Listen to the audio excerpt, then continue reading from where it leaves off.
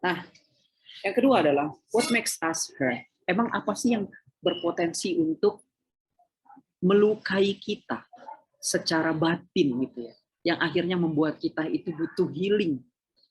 Nah, kurang lebih ya ada beberapa masalah yang ini dianggap sebagai sumber dari luka-luka batin itu atau trauma psikologis yang kita rasakan atau pikiran-pikiran yang mengganggu kehidupan kita sehari-hari.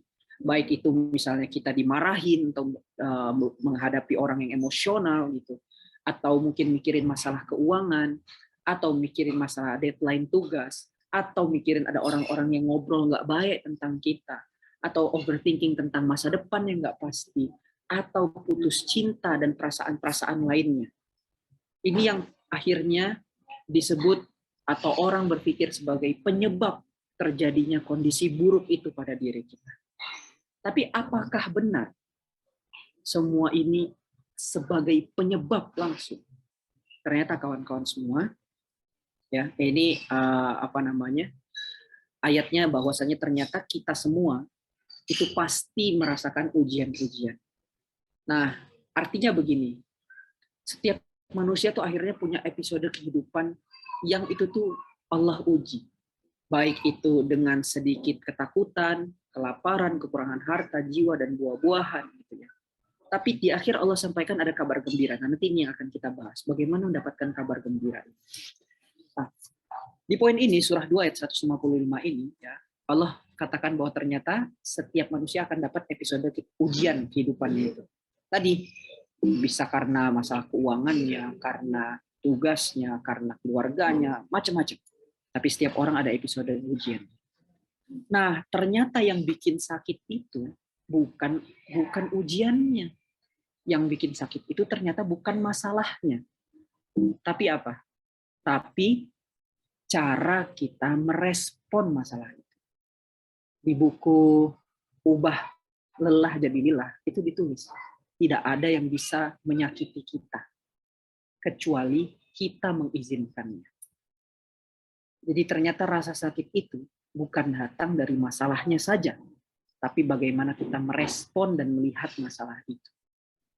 Ternyata luka batin yang muncul, trauma yang muncul gitu ya, itu tidak serta-merta langsung dari faktor eksternal yang datang, tapi juga dipengaruhi dari faktor internal yang kita miliki. So it's not just about the problem, it's about how we respond. Karena kalau kita bicara problem, semua orang punya. Semua orang pernah merasakan dan pasti merasakannya. Dan selama kita hidup, kita nggak akan pernah lepas dari yang namanya problem.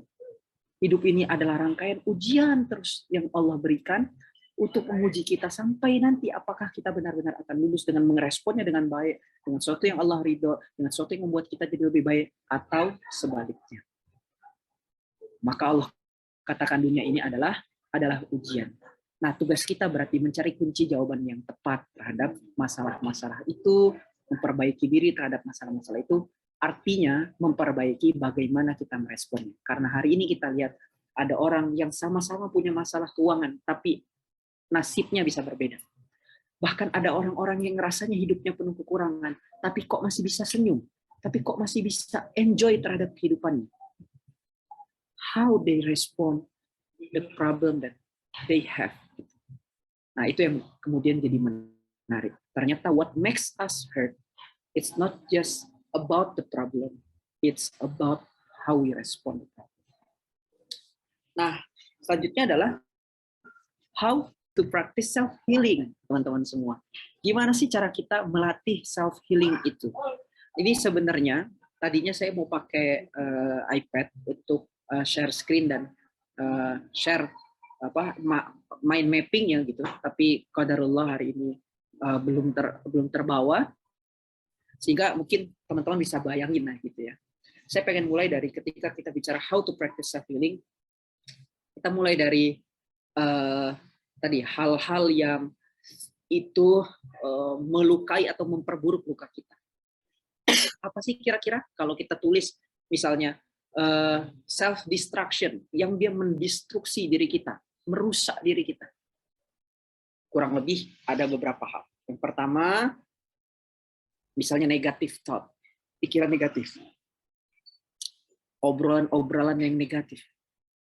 Yang kedua, misalnya pesimistis, ngerasa nggak punya harapan dan nggak punya lagi masa depan. Ini yang banyak sekali membuat akhirnya orang-orang mengambil keputusan untuk menyakiti dirinya, bahkan untuk selesai dalam kehidupannya. Yaitu merasa bahwa kayaknya lebih baik udah nggak hidup lagi gitu, karena nggak ngerasa ada harapan lagi di masa depan terhadap masalah-masalah yang dia hadapi.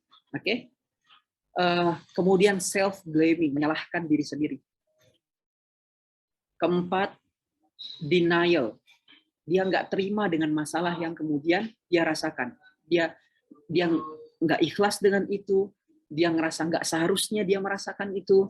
Jadi nggak mau accept, nggak mau nerima apa yang hari itu dia rasakan. Nggak mau menyadari bahwa itu adalah ujian untuk dirinya.